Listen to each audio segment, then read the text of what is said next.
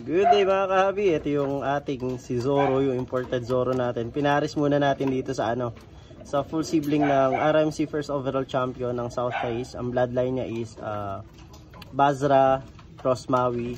Parehas parents is directly acquired kila Sir Richard Caparas tsaka kay Sir Arnold Salvador through Sir Mikoslov. Ayan, bali galing kay Sir Mikoslov yan. And siya rin yung naglipad ng full sibling nito.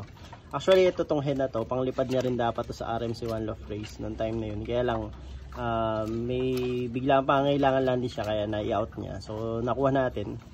And doon nakaraan niya, pinagsama ko lang to dahil kulang tayo sa cages, nilipat na kasi natin sila. So, pinares muna natin dito sa imported Zoro.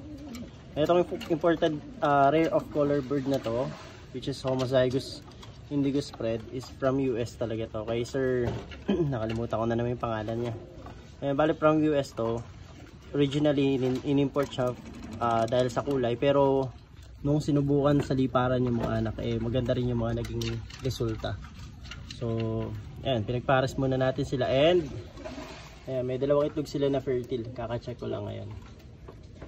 Ayan, abangan natin kung magiging indigo parehas yan, pero most likely indigo spread or indigo T-check sana yung may labas nila.